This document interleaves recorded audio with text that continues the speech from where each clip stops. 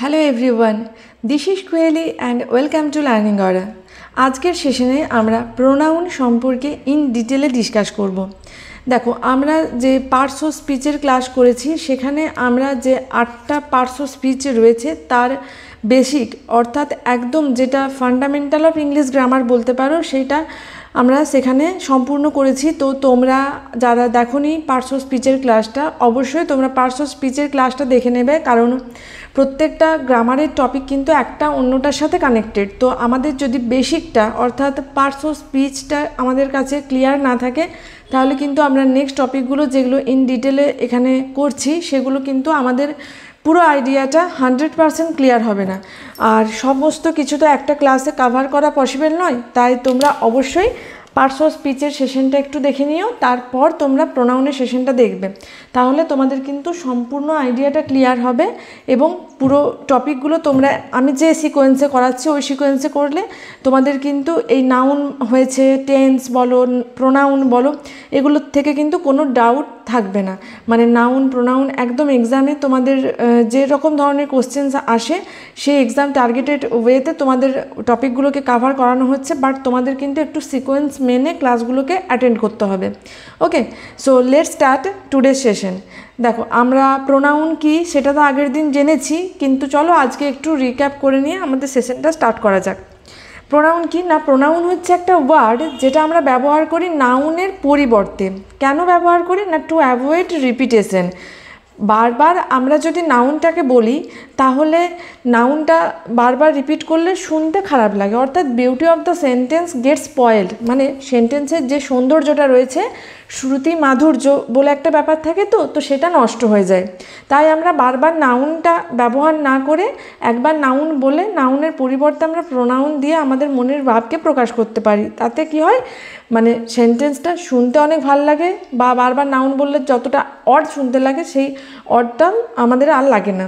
ঠিক আছে, দেখো এক্সাম্পল দেখো, তারা ইজ আ বিউটিফুল গার্ল। এখানে যদি আমি বলি তারা ইজ আ বিউটিফুল গার্ল, তারা goes to school every day, তারা লিভস উইথ হার সিস্টার্স, তারা ইজ ভেরি ওবিডিয়েন্ট।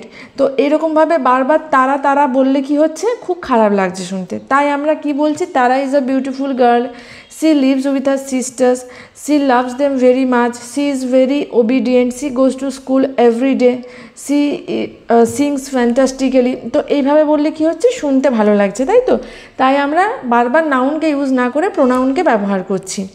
এবার দেখো, প্রোনাউন অনেকগুলো ভাগ আছে প্রোনাউনের। Personal pronoun, reciprocal pronoun, possessive pronoun, demonstrative pronoun. তো আমরা প্রথমে পার্সোনাল প্রোনাউন দিয়ে স্টার্ট করছি। এবার পার্সোনাল প্রোনাউনের মধ্যে আমাদের বেশ কয়েকটা প্রোনাউন আছে, তো সেগুলো আমাদের জানতে হবে। দেখো এখানে আমরা কি লিখেছি, ফার্স্ট পারসন, সেকেন্ড পারসন এবং থার্ড পারসন। পারসন মানে কি, পারসন মানে যে ব্যক্তি, সেটা আমরা জানি। ঠিক আছে, এবারে first person, second person, third person কি, দেখো আমরা ফার্স্ট পারসন বলতে বাংলা গ্রামারে আমরা পড়েছি যে উত্তম পুরুষ, মধ্যম পুরুষ এবং প্রথম পুরুষ। তো ফার্স্ট পারসন মানে কি, উত্তম পুরুষ, বা মানে যেটাকে ইংলিশে ফার্স্ট পারসন, বা যাকে স্পিকার বলছে, অর্থাৎ যে কিছু বলছে তাকে আমরা স্পিকার বা ফার্স্ট পারসনের মধ্যে রাখি, দ্যাট ইজ আই অথবা উই।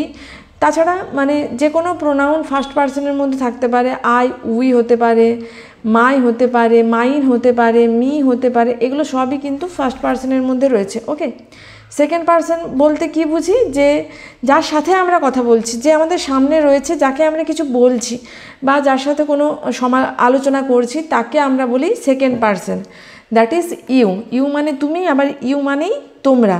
আর থার্ড পারসন কি না, অফ হুম উই স্পিক, যাকে নিয়ে আমরা কিছু বলছি, দ্যাট ইজ থার্ড পারসন। কি কি, হি, শি, ইট, দে, এগুলো থার্ড পারসনের মধ্যে রয়েছে। চলো এই বক্সটা বা এই ছকটা কিন্তু আমাদের খুব ভালোভাবে দেখতে হবে অ্যান্ড বুঝে মনে রাখতেও হবে, কারণ এই ছকটা এমনই নয় যে এটা শুধু প্রোনাউন চ্যাপ্টারের ক্ষেত্রেই কাজে লাগবে।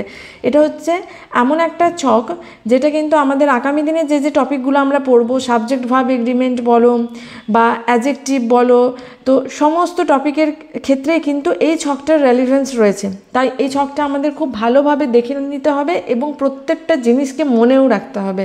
কিছুই না, 2-4 বার আমরা দেখে নেব, আর তারপর যত প্র্যাকটিস করব, ক্লাসটা যত প্রসিড করব, আমাদের অটোমেটিক এই জিনিসগুলো মনে থাকবে, মানে যে মুখস্থ করতে হবে এরকম নয়, কিন্তু আমরা জানি জিনিসগুলো, বাট একটু যদি সাজিয়ে অর্গানাইজভাবে আমরা জিনিসগুলোকে মানে দেখে নিই তাহলে কিন্তু ইজিলি মনে থাকবে। That is not any rocket science. Okay, আচ্ছা দেখো পার্সন, ঠিক আছে, এখানে কয়েকটা পয়েন্ট রয়েছে। এক হচ্ছে পার্সন, নেক্সট কি পেয়েছি নাম্বার, তারপর সাবজেক্ট, তারপর অবজেক্ট, তারপর পজেসিভ অ্যাডজেক্টিভ, আর তারপর কি রয়েছে পজেসিভ প্রোনাউন। এবার দেখো পার্সনের মধ্যে কি কি রয়েছে, first person, second person, third person. First পার্সনের আবার প্রত্যেকটা পার্সনের কি হয়, দুটো করে নাম্বার বা বচন থাকে, এক বচন আর বহু বচন, সিঙ্গুলার প্লুরাল।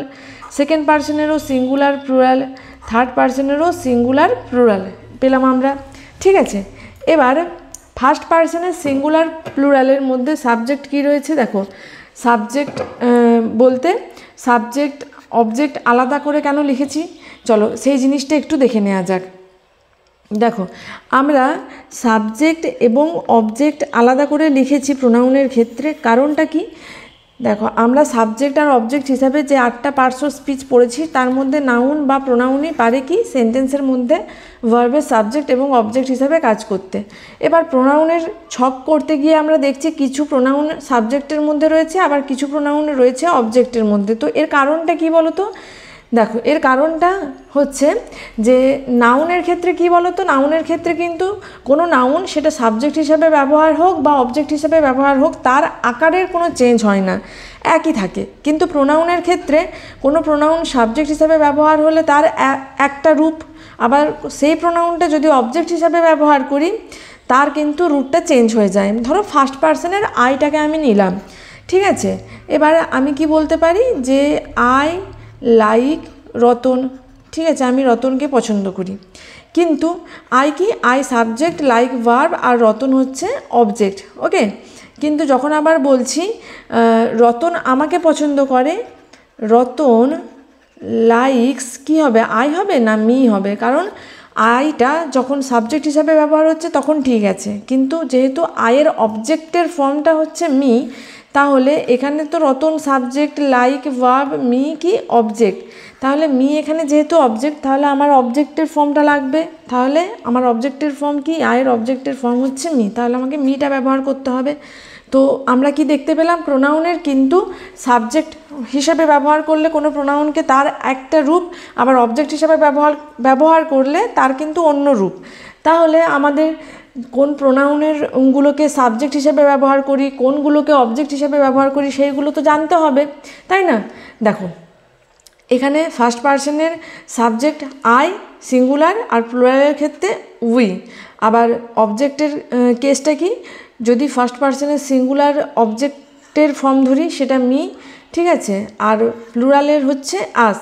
আবার পজেসিভ অ্যাডজেক্টিভের ক্ষেত্রে মাই, আর প্লুরালে আওয়ার। মাই মানে আমার, আর মানে আমাদের, মাইন মানেও আমার, আস মানে আমাদের। নেক্সট সেকেন্ড পার্সনের সিঙ্গুলার কি ইউ, প্লুরাল ইউ, আবার অবজেক্টের ফর্ম কি ইউ, আবার অবজেক্টের প্লুরাল ফর্মটাও কিন্তু ইউ। ইউ সেকেন্ড পার্সনটাই একমাত্র যার সিঙ্গুলার প্লুরালের ফর্মগুলো কিন্তু সেম। দেখো ইউ ইউ ইউ ইউ চারটে ফর্মই কিন্তু সেম, কিন্তু এখানে আমরা কি পেয়েছি, আলাদা আলাদা ফর্ম পেয়েছিলাম। ঠিক আছে, এবার ইউ এর মানে ইউ মানে তো তুমি, পজেসিভ অ্যাডজেক্টিভ যদি তোমার বলি ইওর হচ্ছে, ঠিক আছে, প্লুরালেও তাই, তোমার মানে ইওর, আবার তোমাদের যেটা ইংলিশ টার্ম ইওর। ওকে, কিন্তু পজেসিভ প্রোনাউনের ক্ষেত্রে আবার দুটোরই কিন্তু সেম, ইয়োর্স ইয়োর্স। নেক্সট কি রয়েছে, থার্ড পার্সনের সিঙ্গুলার বললে হি শি ইট, আবার প্লুরাল কি দে। নেক্সট অবজেক্টের ফর্ম কি রয়েছে, him her it, plural them. Possessive adjective his her its, plural their মানে তাদের। নেক্সট হিজটা হিজই রয়ে গেছে, হারটা হার্স হয়েছে, আর দেয়ারটা কি হয়ে গেছে, দেয়ার্স হয়েছে, একটা এস অ্যাড হয়েছে লাস্টে। ওকে, তাহলে আশা করছি ছকটা তোমাদের বুঝতে কিছু অসুবিধা নেই। চলো এবার আমরা দেখব নেক্সট রুল কি রয়েছে। আচ্ছা, নেক্সট রুল দেখার আগে চলো আমি তোমাদের আর একটু কয়েকটা জিনিস ক্লিয়ার করি। দেখো যদি ধরো রয়েছে আই অথবা মি, লাভ ম্যাঙ্গো, ঠিক আছে, দে অথবা দেম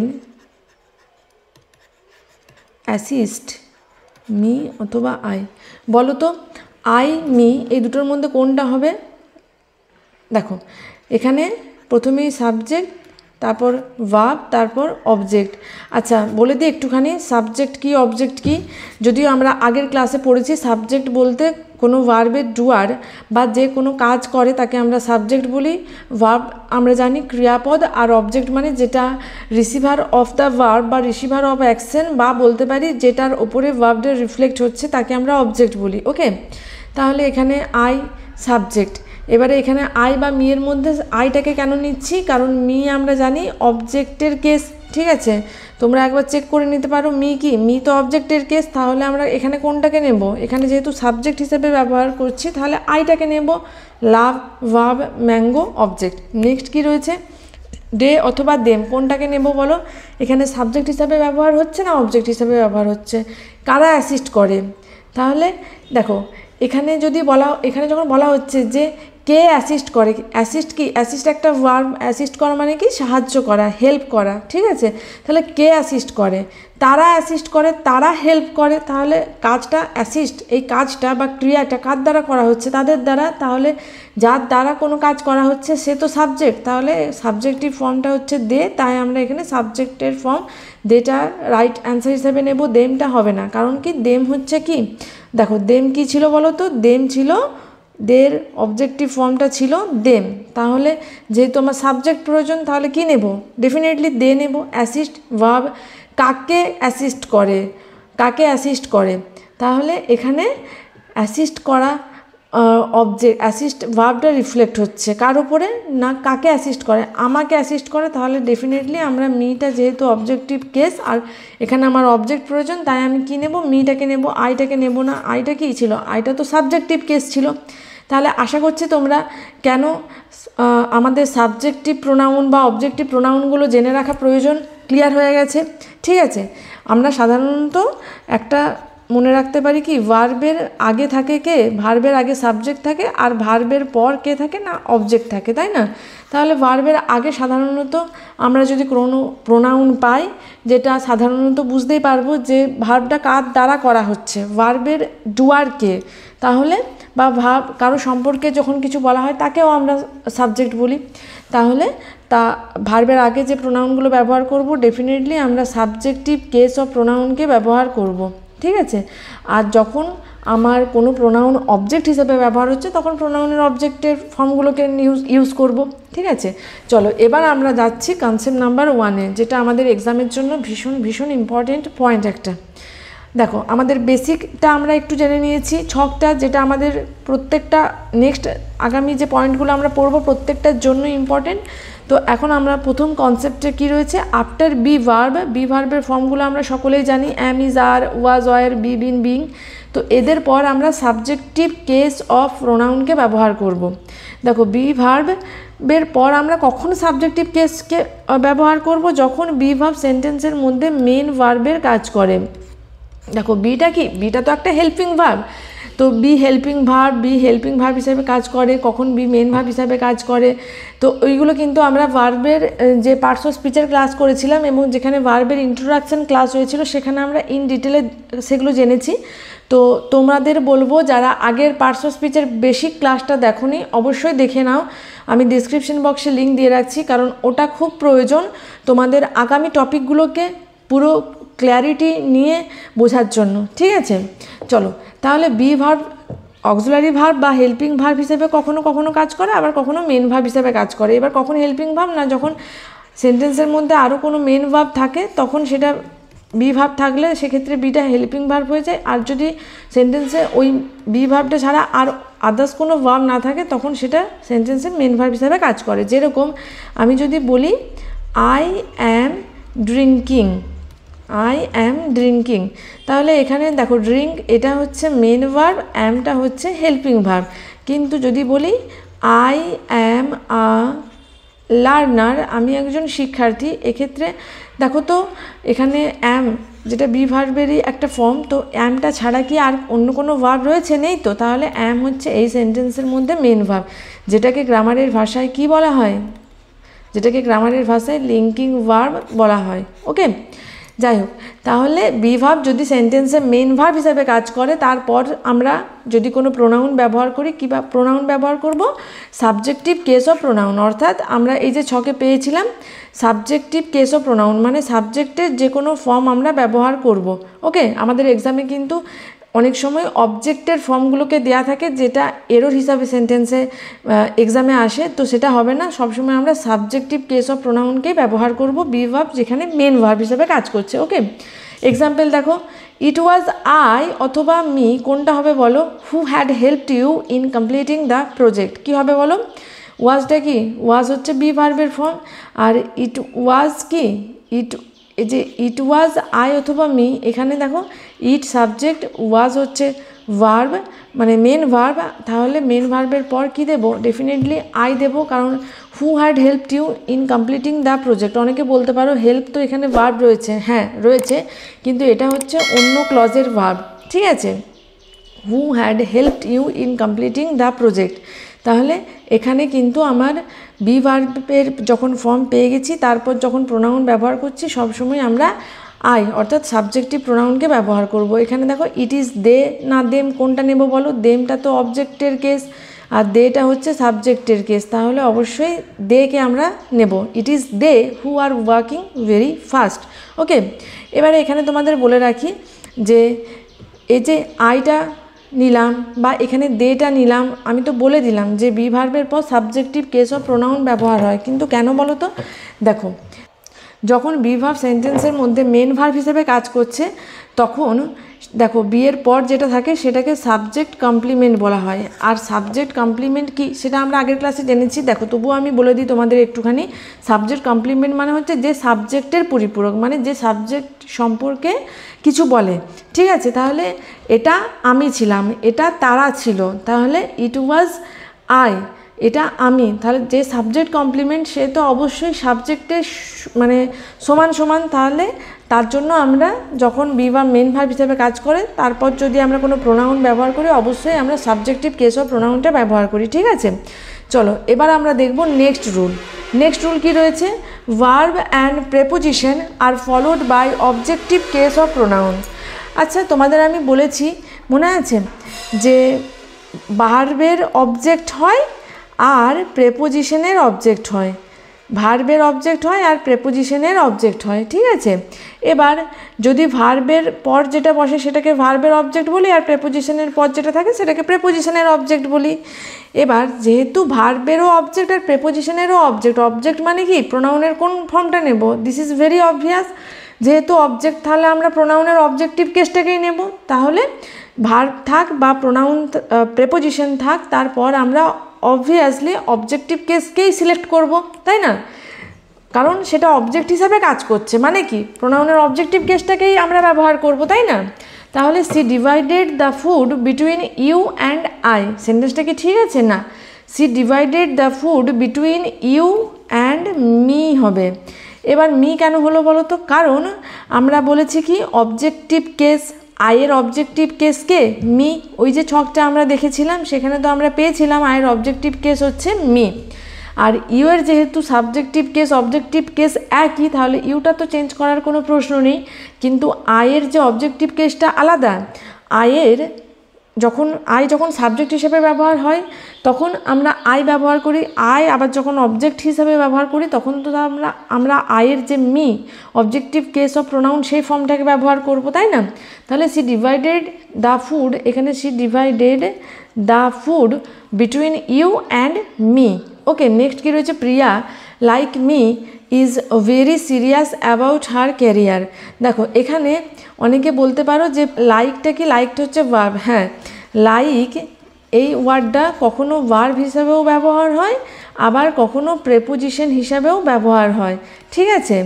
যেখানে আমার ভার্ব সেখানে তো আমি সাবজেক্ট দিয়ে সেরকম ভার্ব ইউজ করব, কিন্তু এখানে প্রিয়া আমার মতোই কেরিয়ার নিয়ে খুব সিরিয়াস, ঠিক আছে? তাহলে প্রিয়া আমার মতো, যেখানে আমার মতো এইরকম মিনিংটা পাচ্ছি সেখানে প্রেপোজিশন, আর পছন্দ করা এই অর্থ যখন পাবো সেক্ষেত্রে সেটা ভার্ব, ঠিক আছে? তাহলে প্রিয়া আমার মতোই তার কেরিয়ার নিয়ে খুব সিরিয়াস।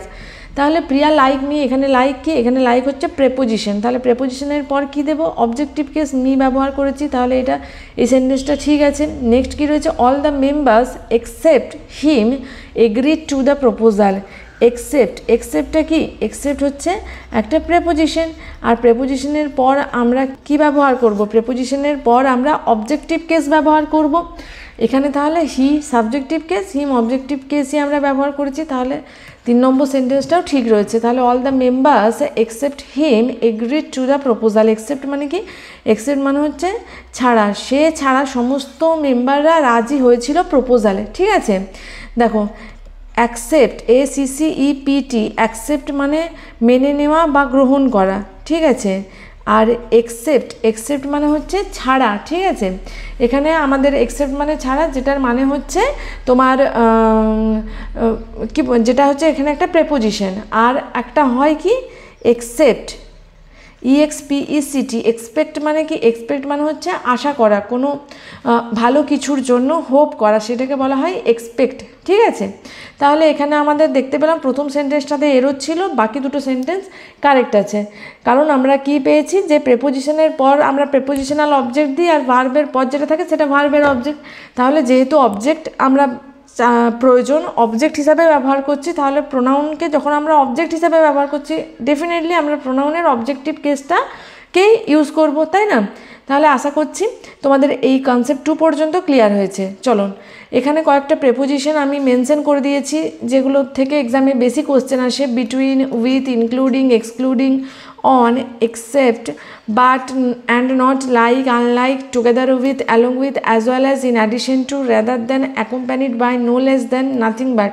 তো আমরা কি করব, যদি প্রেপোজিশন থাকে বা প্রেপোজিশনাল ফ্রেজ থাকে, এই যে accompanied to, along with, in addition to, এগুলো হচ্ছে প্রেপোজিশনাল ফ্রেজ, তো তাদের পর আমরা সবসময় অবজেক্টিভ কেস অফ প্রোনাউনকে ইউজ করব। ওকে, চলো এবার আমরা কয়েকটা সেন্টেন্স রেখেছি আমাদের এক্সামে যে ধরনের সেন্টেন্স আসে, তো তোমরা এই সেন্টেন্সগুলো আমি মার্ক করে দিচ্ছি, এদের অ্যান্সারগুলো তোমরা কমেন্ট সেকশনে জানাও। কি রয়েছে, they invited Radhika and I for the rice ceremony programme. Next কি রয়েছে, it was he not me who put forth the remarkable position. Next, he walked to the market with both his grandsons on either side of his to help him buy things. Next, he promised to get in touch with myself as soon as he had the information needed. বলো তো এখানে কি কি হবে, দেখো এখানে কি রয়েছে, they invited Radhika and I, তো এখানে any error, they invited, they subject, invited verb, Radhika object, সে রাধিকাকে এবং আমাকে ইনভাইট করেছিল। তাহলে আমার রাধিকা যেহেতু নাউন, তো নাউনের তো সাবজেক্ট অবজেক্ট একই হয়, কিন্তু আইটা কি বলো তো, সাবজেক্টিভ কেস না অবজেক্টিভ কেস, মনে পড়ছে? যদি মনে না থাকে ব্যাকে গিয়ে ছকটা একবার দেখে নাও, আর যারা তোমরা ক্লাসটা করতে করতে নোট করছো তাহলে তোমরা তোমাদের খাতাটা চেক করো, তাহলে কি হবে, এখানে আই হবে না, এখানে they invited Radhika and me হবে। ওকে, ফর কি, ফর হচ্ছে প্রেপোজিশন, ঠিক আছে, আর রাইস সেরিমনি প্রোগ্রাম এটা হচ্ছে প্রেপোজিশনাল অবজেক্ট। আর আমরা যদি আর একটু ভাঙি, প্রোগ্রাম কি, প্রোগ্রাম হচ্ছে একটা নাউন, ঠিক আছে, রাইস সেরিমনি প্রোগ্রাম এটা পুরোটাই একটা নাউন যেটা প্রেপোজিশনাল অবজেক্ট হিসেবে সেন্টেন্সের মধ্যে কাজ করছে। নেক্সট কি রয়েছে বলো, ইট ওয়াজ হি, আমি কি বলেছিলাম, ওয়াজটা কি বি ভার্বের একটা ফর্ম, তাহলে ইট ওয়াজ হি, এখানে হি কি সাবজেক্টিভ কেস, তাহলে ঠিক আছে, it was he not me, not me, me হবে, it was he not I হবে, কারণ ওয়াজ কি বি ভার্বের ফর্ম, বি ভার্বের ফর্মের পর কোন ফর্ম ব্যবহার করি প্রোনাউন পেলে, সাবজেক্টিভ কেস অফ প্রোনাউন, তাহলে হি সাবজেক্টিভ কেস কিন্তু মিটা অবজেক্টিভ কেস ব্যবহার করেছিলাম, তাই এখানে মি এর পরিবর্তে আই করতে হবে, ঠিক আছে। তাহলে it was he not I who put forth the remarkable position. Next কি, he walk to the market with both his grandsons on either side of his to help him buy things. দেখো either side of his, of কি, of হচ্ছে preposition, প্রেপোজিশনের পর কি থাকে, prepositional object, তাহলে হিজটা কি, হি ইজ তো পজেসিভ অ্যাডজেক্টিভ, তাহলে আমার অবজেক্টিভ কেসটা চাই, তাহলে কি হিম হবে, objective case him. Either side of him to help হিম, দেখো হেল্প কি, হেল্প ভার্ব, ভার্বের পরে হিম ইউজ করেছি অবজেক্টিভ কেস, কিন্তু এখানে আমার প্রেপোজিশনের পর অবজেক্টিভ কেসটা থাকেনি, তাহলে সেখানে আমার এরর ছিল, তাহলে ওটাকে আমার রেকটিফাই করতে হবে। নেক্সট কী রয়েছে, he promised to get in touch with myself, with পেয়ে গেছি প্রেপোজিশন, প্রেপোজিশনের পর যদি কোনো প্রোনাউন থাকে তাহলে আমরা প্রেপোজিশনের পর যেহেতু জানি প্রেপোজিশনাল অবজেক্ট থাকে, তাহলে প্রোনাউন থাকলেও আমরা অবজেক্টের রূপটা নেব, মাইসেলফের অবজেক্টিভ রূপ হচ্ছে মি, তাহলে gate in touch with me as soon as he had the information needed. তাহলে কোথায় কোথায় এরোচ্ছিল, তোমরা যারা আগেই করেছো তারা তো ঠিক আছে, আর যারা অ্যান্সারগুলো করতে পারোনি তারাও আশা করছে এখন বুঝে গেছো যে কেন এরোচ্ছিল। ঠিক আছে, চলো দেখে নেব নেক্সট রুল। নেক্সট কী রয়েছে, কনসেপ্ট নাম্বার 3-তে রয়েছে, দেখো রিফ্লেক্সিভ প্রোনাউন আর এমফ্যাটিক প্রোনাউন রয়েছে কনসেপ্ট নাম্বার 4-এ। তো কনসেপ্ট নাম্বার 3-তে রয়েছে রিফ্লেক্সিভ প্রোনাউন। রিফ্লেক্সিভ প্রোনাউনটা কি, রিফ্লেক্ট করে যেটা, মানে রিফ্লেক্সিভ প্রোনাউন মানে একদম সোজাভাবে যদি আমরা দেখি কোনো সেন্টেন্সের মধ্যে সাবজেক্ট এবং অবজেক্ট একই, যখন সাবজেক্ট এবং অবজেক্ট সেম হবে তখন সেক্ষেত্রে আমরা দেখো সাবজেক্টের জন্য তো আমরা একটা প্রোনাউন ব্যবহার করি, অবজেক্টের জন্য প্রোনাউনের আরও একটা অন্য রূপকে ব্যবহার করি, তাই না?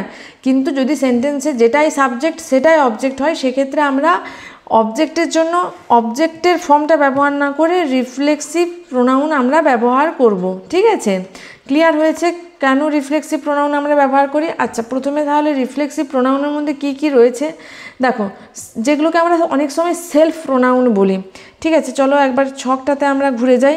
এই যে এখানে ছিল না আই, উই, ইউ, এগুলোর সাথে যখন আমরা এই যে পজেসিভ অ্যাডজেক্টিভ কি রয়েছে মাই, আওয়ার, এগুলোর সাথে যখন আমরা সেলফ ইউজ করে দেব তখনই হয়ে গেল রিফ্লেক্সিভ প্রোনাউন। মানে মাই থেকে বলবো মাই সেলফ, ঠিক আছে, আওয়ার থেকে কি বলবো আওয়ার সেলফস বলবো, কারণ প্লুরাল তো।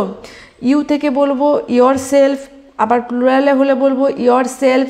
হিজ থেকে হিমসেলফ, ঠিক আছে, her self, it's self, them selves, ওইগুলো আমরা ব্যবহার করি রিফ্লেক্সিভ প্রোনাউন হিসাবে। ঠিক আছে, তাহলে এবার দেখো আমরা কি বলেছি, যদি কোনো কাজ যে করছে এবং যার উপর কাজটা রিফ্লেক্ট হচ্ছে বা যার উপর কাজটা ঘটছে, তাহলে দুজনেই যদি একই ব্যক্তি হয়, সেম পারসন সেম থিং হয়, সেক্ষেত্রে আমরা অবজেক্টিভ কেসের পরিবর্তে রিফ্লেক্সিভ কেস অফ প্রোনাউন ব্যবহার করি। ঠিক আছে, চলো একবার পড়ে নেওয়া যাক। If the doer and receiver of an action, মানে যে ডুয়ার সেই যদি রিসিভার হয় কোনো কাজের, অথবা যেই সাবজেক্ট সেই যদি অবজেক্ট হয়, সেক্ষেত্রে কি হয়, সেম পারসন, ডুয়ার অথবা রিসিভার কি হয়, সেম পারসন বা সেম থিং হয়, সেক্ষেত্রে আমরা রিফ্লেক্সিভ কেস ব্যবহার করব instead of objective case of pronoun for the receiver or the object. তাহলে রিসিভার এবং অবজেক্টের জন্য আমরা সাধারণত জানতাম কি, যে কোনো প্রোনাউন যখন সেন্টেন্সে অবজেক্ট তখন তার জন্য আমরা প্রোনাউনের অবজেক্টিভ যে রূপটা রয়েছে বা অবজেক্টিভ কেস অফ প্রোনাউনটাকে ব্যবহার করি। কিন্তু যদি যেই কাজটা করছে তার ওপরই কাজটা প্রতিফলিত হচ্ছে বা যেই সাবজেক্ট সেই যদি অবজেক্ট হয়, সেক্ষেত্রে কিন্তু আমরা কি করব, সেক্ষেত্রে কিন্তু আমরা অবশ্যই অবজেক্টিভ কেসটাকে ব্যবহার করব না। কি ব্যবহার করব আমরা, সেক্ষেত্রে কিন্তু রিফ্লেক্সিভ প্রোনাউন ব্যবহার করব। ক্লিয়ার হয়েছে? নেক্সট দেখো কি রয়েছে, এক্সাম্পল রাজু কিল্ড মিঠু। ঠিক আছে, রাজু কি, রাজু সাবজেক্ট, কিল কি, কিল ভার্ব, মিঠু কি, মিঠু অবজেক্ট। দেখো আরও একটু ভালো করে বোঝো, রাজু সাবজেক্ট মানে কিল, এই ভার্বটা কে মেরেছে, রাজু মেরেছে, কাকে মেরেছে, মিঠুকে মেরেছে, তাহলে রাজু মিঠুকে মেরেছে। ঠিক আছে, এখানে রাজু ছিল ডুয়ার অথবা রাজু ছিল সাবজেক্ট, আবার মিঠু কি, মিঠু হচ্ছে অবজেক্ট অথবা মিঠু হচ্ছে তোমার রিসিভ করছে, মানে কাকে মারা হচ্ছে, মিঠুকে মারা হচ্ছে, তাহলে ভার্বটা রিফ্লেক্ট হচ্ছে কার ওপরে, মিঠুর ওপরে। ওকে, তাহলে এখানে একটা জিনিস দেখো, রাজু মিঠুকে মেরেছে, কিন্তু যখন বলছি হি কিল হিমসেলফ, সে নিজেই নিজেকে মেরেছে, তাহলে কে মেরেছে, সে মেরেছে, কাকে মেরেছে, তাকে মেরেছে। বা যদি বলি সি হার্টস হারসেলফ, সে আঘাত করেছে, সে কাকে আঘাত করেছে, সে নিজেই নিজেকে আঘাত করেছে, সে তাকে নিজেই নিজেকে আঘাত করেছে, তাহলে সি সাবজেক্ট, সে কাজটা কে করেছে, সে, কার ওপর করেছে, তার উপরে করেছে, তাহলে যে সাবজেক্ট সেই অবজেক্ট, তাই না? তাহলে যখনই আমরা দেখতে পাবো যে সাবজেক্ট সেই অবজেক্ট, ভার্বের সাবজেক্ট অবজেক্ট একই, সেক্ষেত্রে আমরা কি করব, রিফ্লেক্সিভ প্রোনাউনগুলোকে ব্যবহার করব। সি এর জন্য হারসেলফ, যদি হি থাকে হি এর জন্য হিমসেলফ, ঠিক আছে? যদি দে থাকে দে এর জন্য দেমসেলফ, উই থাকলে উই এর জন্য আর সেলফ, আই থাকলে আয়ের জন্য মাই সেলফ, ঠিক আছে?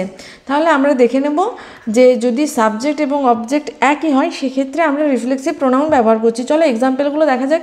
খুব ইজি একটা কনসেপ্ট, হি কিল্ড হিমসেলফ, ঠিক আছে? সে নিজেকে মেরেছে, দেখো হিমসেলফ ব্যবহার করেছি, ঠিক আছে? হি কিল্ড হিম আমরা কিন্তু বলবো না, অনেক সময় কি থাকে হি কিল্ড হিম, তারপর রেশনালি কি হয় যে আচ্ছা কিল ভার্ব, তাহলে হিম অবজেক্ট, ঠিক আছে? কিন্তু যদি সে নিজেকে মেরেছে এইরকম মিনিংটা থাকে সেক্ষেত্রে কিন্তু হিম নয় হিমসেলফ ব্যবহার করব, ঠিক আছে? এবার নেক্সট কি রয়েছে, she adapted her to the rough climate of Kashmir, সে মানিয়ে নিয়েছে কাশ্মীরের যে রুক্ষ বা যে অ্যাডভার্স ওয়েদার বা জল আবহাওয়া, সেখানে সে মানিয়ে নিয়েছে তাকে, তাহলে সি অ্যাডাপ্টেড হার নয়, সি অ্যাডাপ্টেড কি হবে, হার সেলফ হবে। ওকে, নেক্সট এখানে I can't put me in danger for you, কিন্তু এখানে মি হবে না, কি হবে, I can't put myself, আমি নিজেকে বিপদে ফেলতে পারবো না, ঠিক আছে? তাহলে কে ফেলতে পারবে না, আমি পারবো না, কাকে না, নিজেকে, তাহলে যেটাই সাবজেক্ট সেটাই অবজেক্ট, তাই এখানে কি করব, মি বলবো না, কি বলবো, মাই সেলফ বলবো। ওকে, তাহলে রিফ্লেক্সিভ প্রোনাউনটা আমাদের ক্লিয়ার হয়েছে। এবার এমফ্যাটিক প্রোনাউনটা কি, দেখো এমফ্যাটিক প্রোনাউন আর রিফ্লেক্সিভ প্রোনাউনের যে রূপগুলো সেগুলো কিন্তু একই, কি মাই সেলফ, আর সেলফ, ইয়োর সেলফ, ওইগুলোই এমফ্যাটিক প্রোনাউন, আবার ওইগুলোই রিফ্লেক্সিভ প্রোনাউন, কিন্তু তফাৎটা কি রয়েছে, এমফ্যাটিক প্রোনাউন কিন্তু তার যে কাজটা, তাদের কাজগুলো আলাদা। রিফ্লেক্সিভ প্রোনাউনের কাজটা কি না, যখন কোনো সেন্টেন্সের মধ্যে দেখতে পাচ্ছি কি যে ভার্বটা সাবজেক্ট সেই অবজেক্ট, তখন সেক্ষেত্রে আমরা রিফ্লেক্সিভ প্রোনাউন ব্যবহার করি। এবার এমফ্যাটিক প্রোনাউনটা কেন ব্যবহার করি, এমফ্যাটিক প্রোনাউনটা ব্যবহার করি না কিসের জন্য, টু এমফ্যাসাইজ, মানে কি জোর দেওয়ার জন্য, মানে কোনো কাজ সে নিজেই করেছে, মানে বাংলায় আমরা বলি না যে স্বয়ং সে এসে উপস্থিত, হি হিমসেলফ ইজ প্রেজেন্ট দেয়ার, সে স্বয়ং এসে হাজির, সে স্বয়ং কাজটা করেছে, বলি না আমরা বাংলায়। তো এই যে এই স্বয়ং, এই সেন্সটা দেওয়ার জন্য ইংলিশে আমরা এমফ্যাটিক প্রোনাউনকে ব্যবহার করি, ঠিক আছে? তাহলে emphatic pronoun is used to emphasize that the action was done by the subject himself, ঠিক আছে? তো তাহলে কি কোনো কাজ নিজেই সে করেছে এইরকম একটা সেন্স আমাদের বোঝানোর জন্য বা দেওয়ার জন্য এমফ্যাটিক প্রোনাউনকে ইউজ করা হয়।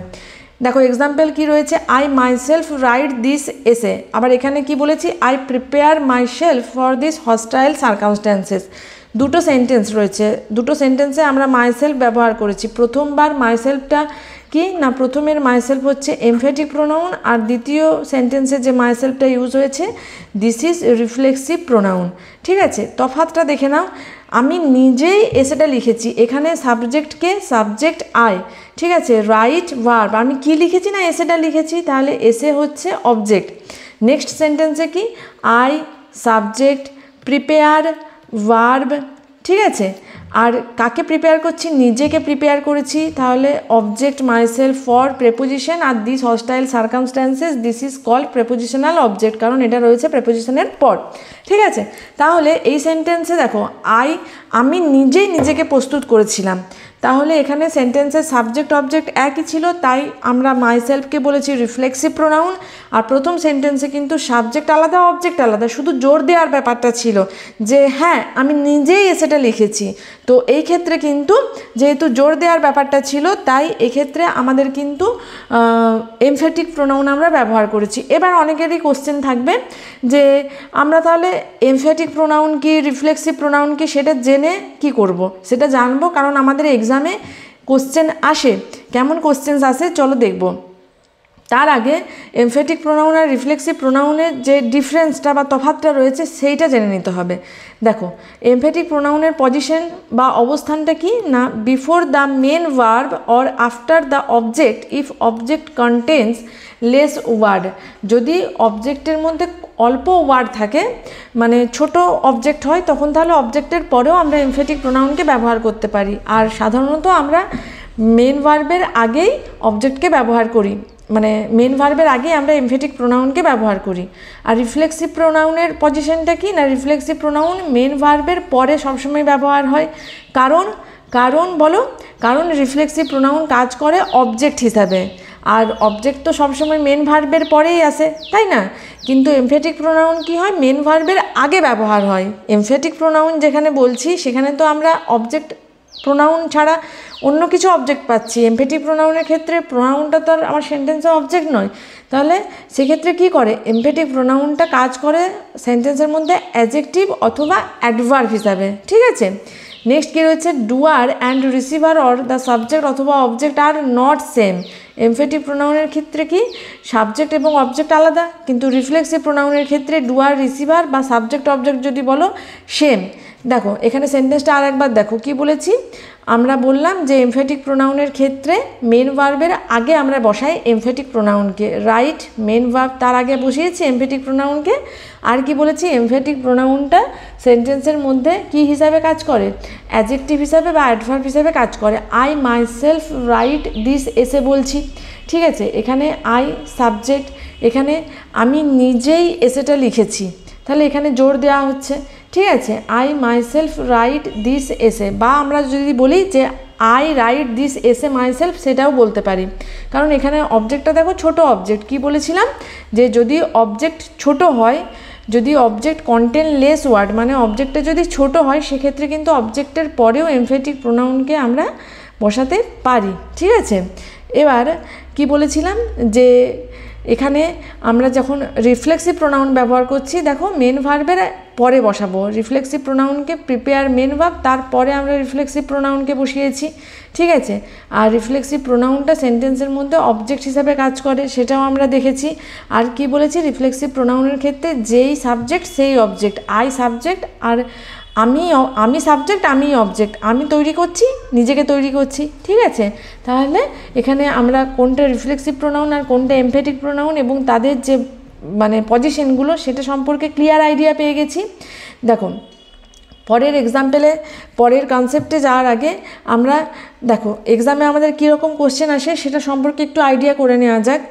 আই রাইট দিস এসে মাইসেলফও বলতে পারি, আবার আই মাইসেলফ রাইট দিস এসে বলতে পারি, কিন্তু আমি বলতে পারবো আই রাইট মাইসেলফ দিস এসে না।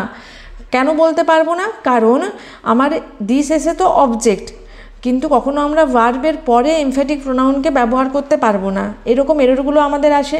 আবার I prepare me for this hostile circumstance হবে না, ঠিক আছে? আই প্রিপেয়ার মাইসেলফ বলতে হবে, কারণ দেখে নেব যদি সেন্টেন্সের মধ্যে যেটাই সাবজেক্ট সেটাই অবজেক্ট হয়, সেক্ষেত্রে আমরা কিন্তু রিফ্লেক্সিভ প্রোনাউনকে ইউজ করব, ঠিক আছে? যখন আমরা প্র্যাকটিস ক্লাস করব, টপিকগুলো হয়ে গেলে টপিকের ওপর থেকে যখন আমরা এক্সামে আসা কোয়েশ্চেন্সগুলো প্র্যাকটিস করব, তখন আমরা কিন্তু এই ধরনের রিলেটেড প্রচুর কোয়েশ্চেন্স পাবো, তখন আমাদের আইডিয়াসগুলো আরও ক্লিয়ার হয়ে যাবে। বাট তার আগে তোমাদের কিন্তু আইডিয়াসগুলো একটু মাথায় রাখতে হবে, এবং তোমরা যারা নোট করছো তারা অবশ্যই নোট করো, নোট করে নিলে তোমাদেরও ক্লাসটা at the same time ready হয়ে যাবে। আর তোমরা যদি নোট না করছো তাহলে লার্নিং অরের টেলিগ্রাম চ্যানেলে জয়েন হয়ে যাও, তোমরা সেখানে কিন্তু পিডিএফগুলো পেয়ে যাবে। যাই হোক, তাহলে এমফেটিক প্রোনাউন আর রিফ্লেক্সিভ প্রোনাউনের তফাৎটা আমরা ভালোভাবে বুঝে গেছি। চলো এখানে আরও একটা পয়েন্ট আমাদের অ্যাড করা যাক। অনেক সময় দেখবে বলা হয়, যেটা খুব স্পোকেনের ক্ষেত্রে ব্যবহার হয়, যে মাইসেলফ ইজ কুহু বা myself is Kuheli, myself is mister Das, এরকমভাবে আমরা কিন্তু ব্যবহার করি। তো যেটা কিন্তু সম্পূর্ণ রং। আমরা কখনোই রিফ্লেক্সিভ প্রোনাউনকে সেন্টেন্সের সাবজেক্ট হিসাবে ব্যবহার করতে পারবো না। কি বলবো? সিমলি মাইসেলফ নয়, আই অ্যাম কুহু বলতে পারি, ঠিক আছে? বা দিস ইজ কুহু বলতে পারি, ঠিক আছে? কিন্তু কখনোই আমরা রিফ্লেক্সিভ প্রোনাউনকে সেন্টেন্সের সাবজেক্ট হিসাবে ব্যবহার করতে পারবো না। রিফ্লেক্সিভ প্রোনাউন সেন্টেন্সের অবজেক্ট হিসাবে ব্যবহার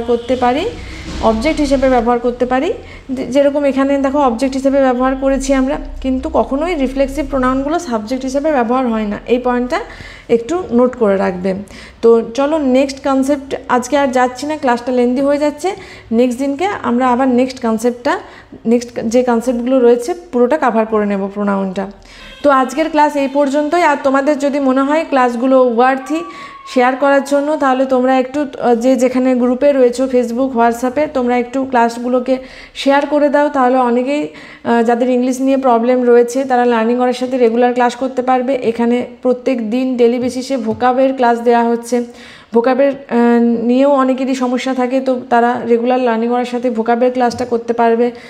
আর লার্নিং অরা যদি রিচ হয়, অনেক স্টুডেন্টস লার্নিং অরার সাথে জয়েন হয়ে তাদের ডেলি ক্লাস করতে পারে, তাদের ইংলিশ সম্পর্কে নলেজ এনহ্যান্স করতে পারে। ইংলিশটাতে যে আমাদের মার্কস রয়েছে বিভিন্ন এক্সামে, কোথাও 10 মার্কস, কোথাও 25, কোথাও 30 মার্কস, তো তাদের ওভারঅল ইংলিশ পার্টের যে মার্কসটা সেটাকে একটু বাড়াতে পারে।